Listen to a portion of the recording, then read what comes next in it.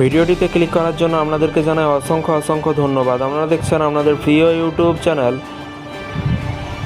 West Bengal DA salary. West বেঙ্গলের ডিএর update এবং বেতন বৃদ্ধির আপডেট প্রত্যেক দিনের জন্য পাবেন, তাই অবশ্যই চ্যানেলের সাথে থাকুন, চ্যানেলটিকে সাবস্ক্রাইব করে রাখুন। ঠিক কবে ডিএ বৃদ্ধি ঘোষণা করবে সরকার? সরকারি কর্মচারীদের জন্য বড় আপডেট। এখানে বলা হয়েছে, আপনি যদি কেন্দ্রীয় সরকারি কর্মচারী হন বা আপনার পরিবারে একজন কেন্দ্রীয় সরকারি হন, তাহলে এই খবরটি আপনার জন্য উপযোগী। এর আগে আশা করা হয়েছিল যে কেন্দ্রীয় সরকারি কর্মচারীদের সেপ্টেম্বরের প্রথম সপ্তাহে ডিএ বৃদ্ধি ঘোষণা পাবেন, তবে কিছু মিডিয়া রিপোর্টের দাবি করে যে ডিএ বৃদ্ধির জন্য সরকারি কর্মচারীদের আরও অপেক্ষা করতে হবে। সূত্রের দাবি, হরিয়ানা বিধানসভা নির্বাচনের দিন ঘোষণা হওয়ার কারণে কিন্তু সরকার ডিএ বৃদ্ধি ঘোষণা কিছুদিন পিছিয়ে দিতে পারে এবং ভোটের কিছুদিন আগেই ডিএ বৃদ্ধি ঘোষণা করলে সুবিধা পাওয়া যাবে বলে কিন্তু আশা করছে সরকার। 5ই অক্টোবর হরিয়ানা বিধানসভা নির্বাচনের ভোট গ্রহণ অনুষ্ঠিত হবে এবং আপনারা যদি গত কয়েক বছরের ডিএ বৃদ্ধি ইতিহাস দেখি, প্রতি বছর দীপাবলির এক সপ্তাহ বা 15 দিন আগে কিন্তু ডিএ বৃদ্ধির ঘোষণা করা হয়। তবে এবার নির্বাচনের কারণে কিন্তু তা একটু তাড়াতাড়ি হতে পারে। কর্মচারী এবং পেনশনভোগীদের জন্য ডিএ বৃদ্ধি সেপ্টেম্বরের শেষ সপ্তাহে কেন্দ্র ঘোষণা করতে পারে। আবার অবসরপ্রাপ্ত কর্মচারী এবং পেনশনভোগীদের ডিএ এবং ডিআর 4% পর্যন্ত বৃদ্ধি পেতে পারে। অক্টোবরের শুরুতেই বিধানসভা নির্বাচন না হলে কিন্তু অক্টোবরে ডিএ ঘোষণা করা যেতে পারে। ডিএ সাধারণত দীপাবলি ঘিরে কিন্তু ঘোষণা করা হয়।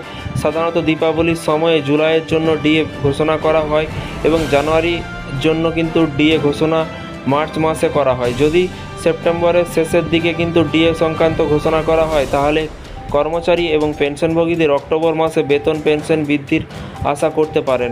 এর সহজ অর্থ হলো কিন্তু কর্মচারীরা তিন সরকারি কর্মচারীরা যাদের মূল বেতন 18,000 টাকা, তাদের মহার্ঘ ভাতা 4% বৃদ্ধি পাবে, অর্থাৎ প্রতি মাসে 720 টাকা, যা তাদের বার্ষিক বেতন 8,640 টাকা করবে। একইভাবে যাদের মূল বেতন 20,000 টাকা, তারা প্রতি মাসে 400 টাকা এবং প্রতি বছর 9,600 টাকা বেশি পাবেন।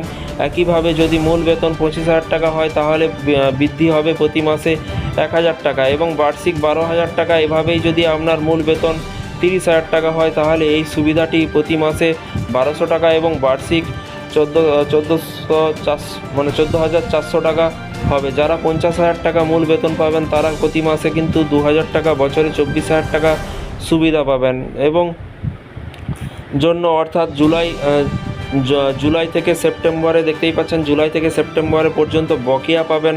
মার্চ মাসে কেন্দ্রীয় কর্মচারীদের ডিএ 4% বৃদ্ধি পাবেন এবং মার্চ মাসে কেন্দ্রীয় কর্মচারীদের ডিএ বৃদ্ধি 4% বৃদ্ধি করা হয়েছিল, যার পরে সারা দেশে সমস্ত কেন্দ্রীয় সরকারি কর্মচারী 50% মহার্ঘ ভাতা পাচ্ছেন।